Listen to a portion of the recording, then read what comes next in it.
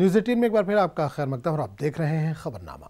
उलमा इकराम मानते हैं कि इत्तेफाक और इत्तेहाद की बुनियादों पर तजिया किया जाए तो मौजूदा हिंदुस्तान माजी से मुख्तलिफ नज़र आता है।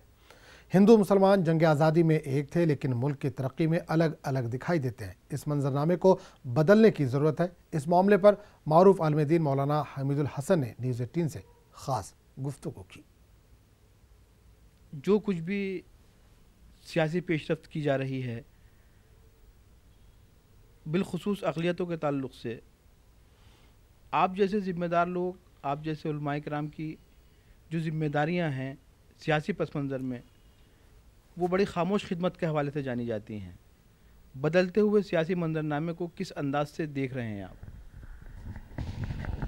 हमारे मुल्क के अंदर मुख्तलिफ मसाइब, मुश्किलात और मामलात हमेशा रहे हैं। उसमें अक़लियत का बहुत बड़ा हिस्सा रहा है इन मामलात को तय कराने में। यहाँ तक कि जंग आज़ादी से लेके आज़ादी की जंग में बहुत बड़ा हिस्सा रहा अक़लियतों का भी, और उसके नतीजे में आज हमारा मुल्क आज़ाद है और हम लोग उसके फ़ायदे उठा रहे हैं।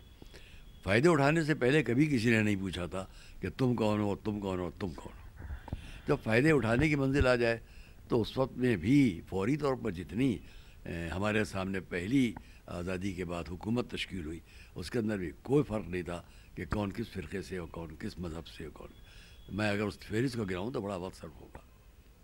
आज भी ऐसा ही है कि कोशिश करते हैं लोग ये जिताने की नहीं हम सब एक हैं, लेकिन अमली तौर पर भी तो साबित होना चाहिए कि हम सब एक हैं और अपने मुल्क की आज़ादी के लिए अगर एक थे तो उसकी तरक्की में भी एक है।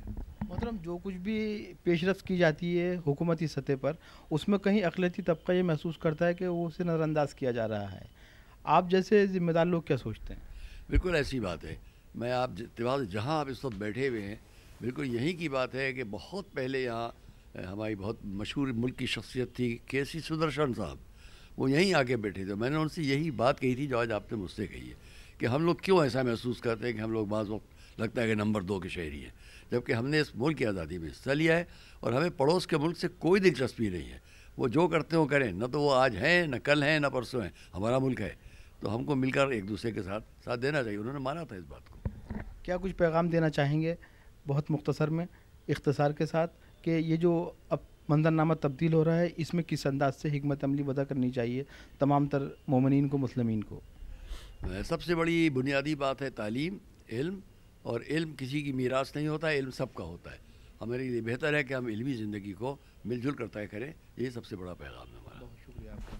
नाज़रीन इकराम, ये थे जनाब मौलाना हमीदुल हसन साहब, जिन्होंने वादे कर दिया है कि जो कुछ भी सलूक, जो कुछ भी रवैया इख्तियार किया जा रहा है हुकूमती सतह पर, वो वाकई इस एहसास का आदा करता है कि आज भी अक़लियतों को दूसरे दर्जे का शहरी तसव्वुर किया जा रहा है। कैमरामैन सुधीर जायसवाल के साथ न्यूज़ 18 उर्दू के लिए तारिक कमर, लखनऊ।